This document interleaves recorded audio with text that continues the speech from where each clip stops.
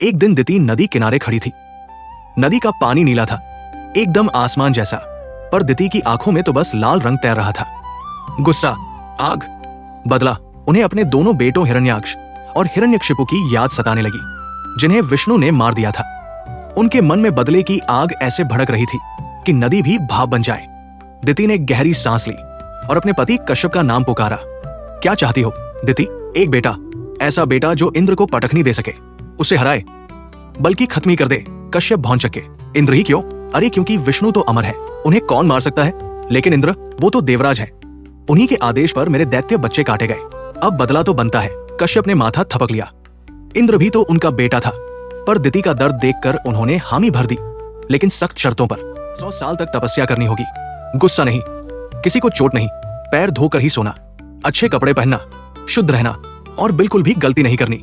दिति बोली, चलिए 100 साल सही, बदला बड़ा हो तो मेहनत भी बड़ी। और वो तपस्या में जुट गई, फुल ऑन डिवोशन मोड में। ऊपर इंद्रलोक में इंद्र की हालत खस्ता। ओहो, मम्मी के पेट में जो छोटा बच्चा है वो तो बड़ा होकर मुझे मार देगा। इंद्र ने पूरी रिपोर्ट पढ़ी। दिति पूरे 100 साल की तपस्या बिल्कुल परफेक्ट तरीके से कर रही थी, ना एक गलती, ना एक झपकी। इंद्र की नींद उड़ गई। अगर दिति एक छोटी सी गलती कर दे तो मैं बच जाऊं। और फिर इंद्र ने दिति पर नजर रखने का मिशन शुरू किया। CIA agent mode on. दिन बीतते गए, दिति का पेट बढ़ता गया और इंद्र की चिंता भी। जब तपस्या पूरी होने में सिर्फ 3 दिन बचे थे, तभी दिति बहुत थक गई। एक शाम वो पैरों को धोए बिना ही सो गई। इंद्र पीछे से बोला, बस यही तो मेरा मौका है, और पटापट दिति के गर्भ में प्रवेश कर गया।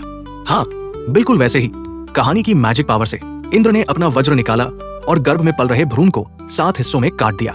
लेकिन कमाल, वे हिस्से मरे ही नहीं, वे रोने लगे, मारुदा, मारुदा, यानी मां, मत रो। इंद्र गुस्से में, अरे मर क्यों नहीं रहे तुम लोग?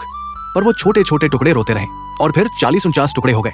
इंद्र को खुद समझ नहीं आया कि क्या हो रहा है, लेकिन आखिरकार वो गायब हो गया।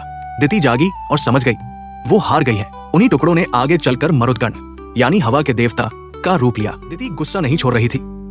फिर कश्यप के पास पहुंची। एक और बेटा चाहिए, ऐसा जो इंद्र को भी हराए और वज्र से भी न मरे। कश्यप, इसके लिए 10,000 साल ध्यान करना पड़ेगा। दिति, कर लूंगी। इधर कश्यप की पत्नी अदिति ये सुनकर रोने लगी।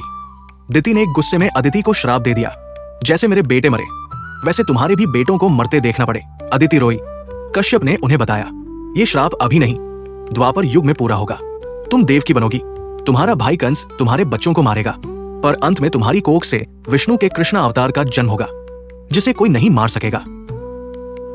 दिति ध्यान लगाने बैठी और हंसते हुए बोली, इंद्र, खेल अभी खत्म नहीं हुआ, असली मुकाबला तो बाकी है।